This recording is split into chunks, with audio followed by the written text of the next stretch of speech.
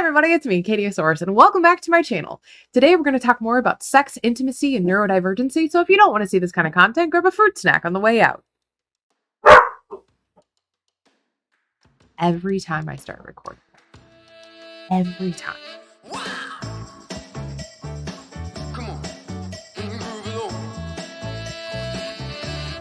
For those of you who don't know, my name is Kate Osborne. I'm a certified sex educator with ADHD, and as it turns out, I'm also autistic. And my area of special interest is the intersection of neurodivergency with sex, intimacy, and relationships. Today, we're going to be talking about some of my favorite ways to improve intimacy with your neurodivergent partner. Before we begin, I do want to be clear about one thing. When we use the term neurodivergent, we are talking about a broad range of symptoms, of diagnoses, of disorders, of challenges that people live with. It's not just a shorthand for ADHD and or autism. And it's really important that when we have these conversations about neurodivergency, we are leaving room at the table for everybody. Now, it's also important to acknowledge that because of the wide range of neurodivergencies that are out there in the world, what works for one person might not work for you, and that is okay. And so because of that, it's important to remember to communicate, to discuss, to ask questions, to get consent, and make sure that everybody is on board and on the same page when you are engaging in sex, intimacy, or just, relationship stuff. With that being said, here are some of my favorite ways to improve intimacy with your neurodivergent partner. Or honestly, I feel like these would probably work for anybody, but here you go. Number 1, be cognizant of the way that you touch your partner. For many neurodivergent people, touch can become overwhelming, especially when that touch isn't purposeful. Ask your partner how they like to be touched. Do they like light, soft touches? Do they like scratches? Do they like deep pressure? It's going to vary from person to person, and being informed about how your partner enjoys being touched can be a great step into improving intimacy. Similarly, if they don't really have a preference or they're not sure what they like, you can experiment. You can try different things and come to that knowledge together.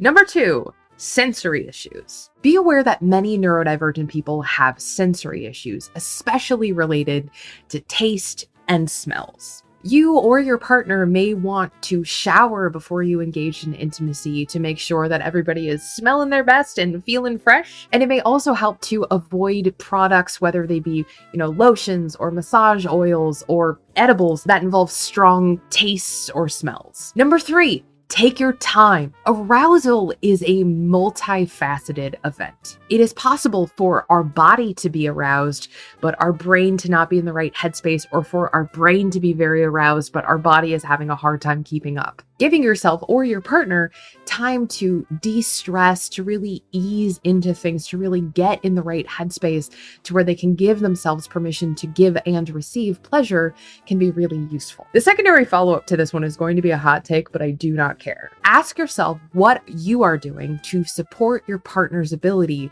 to get in the mood and stay there. And for a lot of people, that looks like asking your partner where they need support out of the bedroom. Getting into the right headspace can be really challenging if you're worried about, changing the laundry over, or who's going to make the kids lunches, or if the dishwasher has been unloaded. Making sure that your partner feels seen and valued and supported can go a really long way in assisting the arousal process. If the stress and pressures of household management are being supported by both partners, it can be a lot easier to engage in intimacy and really connect with your partner. Number 4, in which I somehow managed to shoehorn kink into the situation. But in all seriousness, many neurodivergent people struggle with stimulus, whether there be not enough stimulus or they need more stimulus. And so don't be afraid to add or take away stimulus. And what does that look like? That can look like things like blindfolds, like earplugs, like playing music, like adding tactile sensations, things like cuffs or ropes, or even things like paddles or a riding crop or a flogger if you're like really spicy. Whatever you're into, it's okay, but adding or taking away sensations can be an incredible way of making the intimate experience much more fulfilling for a neurodivergent brain. Experiment, play around, see what you like, what you don't like, and remember that you are allowed to change your mind. You might like something one day and be like, you know what? I'm a little bit overwhelmed. I'm a little bit overstimulated. I don't think I want, the flogger today.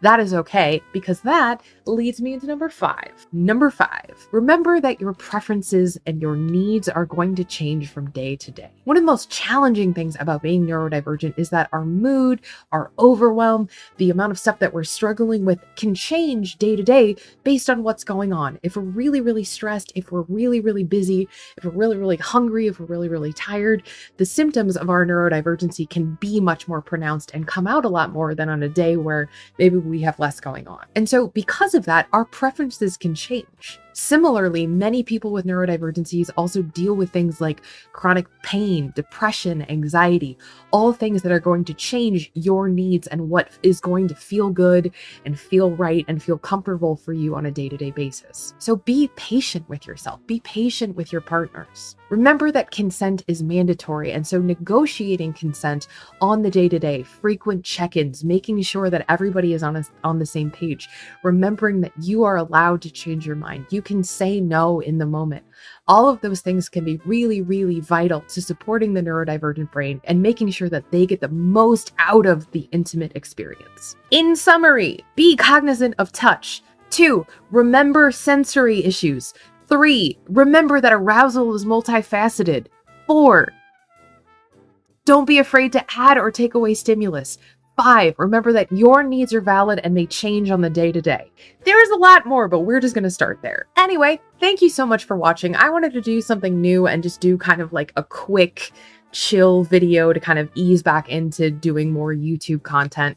So thank you so much for watching. Thank you so much for being here. I really appreciate it. If you have tips that you wish that your partner knows, please go ahead and leave those in the comments, because we want this to be a community where we can share and talk about this stuff. And sometimes just hearing from people and their lived experiences can be super valid. So make sure to drop that stuff in the comments. And while you're down there clicking around, don't forget to like and subscribe. Hit the bell so you know when my new videos are coming out. Also, hi, it's me, Katie from the future. You can tell I'm different because my hair is different. I forgot to say that I'm running a sale on my OnlyFans this week for Black Friday. It's going to be 50% off for the next 6 days before we get into Christmas. So if you want the spicy content, head on over to mostlypans.com. Okay, bye. I'm still really new to YouTube. I'm still sort of learning how to do this in the most efficient way. But I do also want to let everybody know that coming in January, I'm going to start doing a lot more YouTube. I'm hoping to do about 1 video a week, and I'm going to sort of switch between topics. So I'm going to be doing some stuff about sex. I'm going to be doing some stuff about neurodivergency. I'm going to do at least 1 video a month that's about something totally random that is just interesting, because I think it's important to just be passionate and curious about the world. And then, grab bag. We'll do a grab bag.